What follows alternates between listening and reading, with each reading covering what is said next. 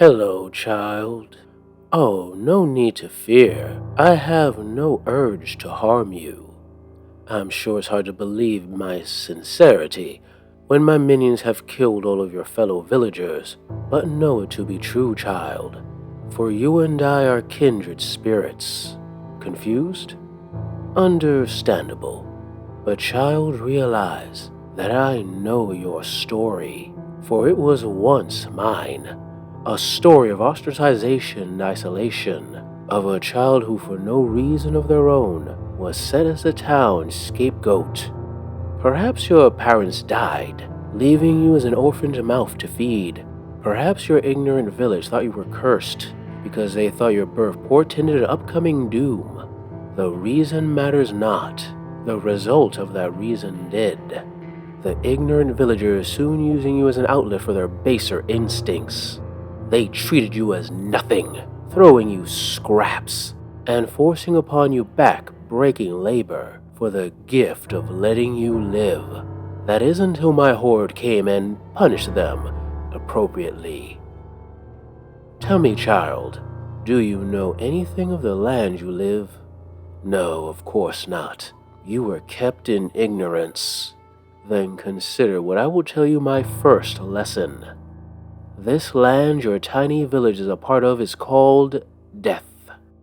A place untouched by the sun, as a gray pallor covers its sky, a pallor that shows in the miserable people that live here, their skin leached of life like the land they work.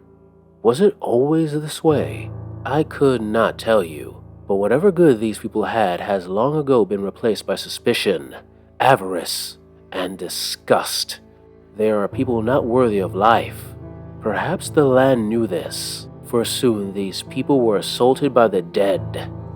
A few at first, but soon so many that all they could do was cower behind walls of stone and iron, their pathetic attempts at defense barely holding against the weight of the dead.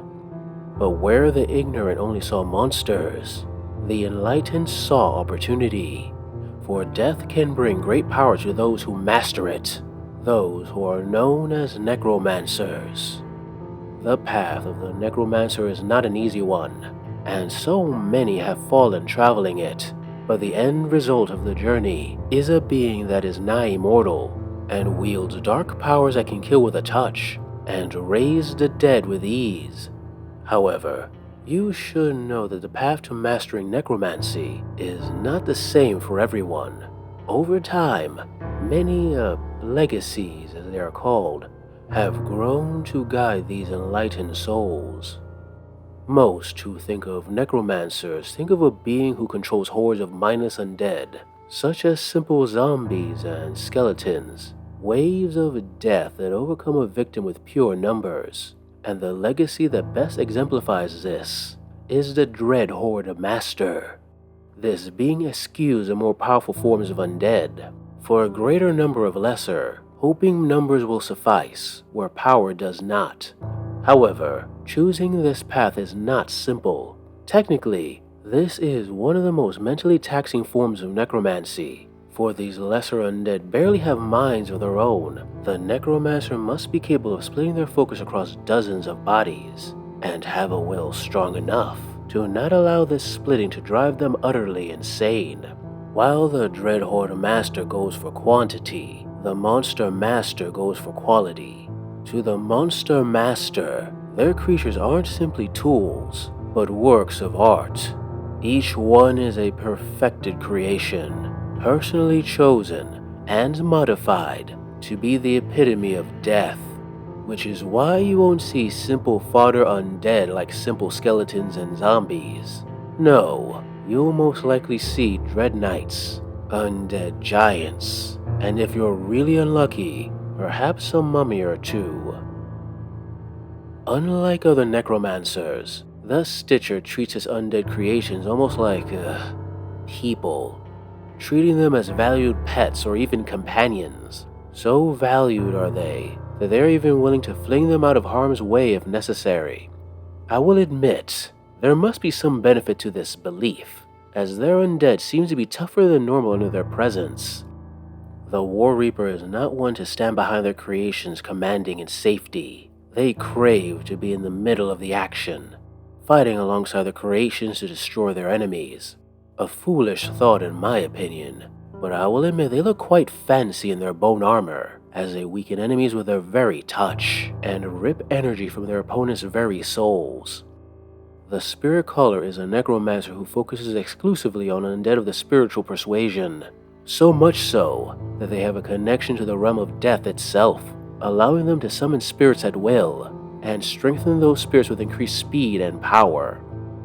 And then we have the Necromancer legacy that other necromancers despise, but I find the most suited to my taste, the Controller. Those necromancers that specialize in taking undead from other necromancers. Some call us thieves, bandits, and quite a few other even ruder terms.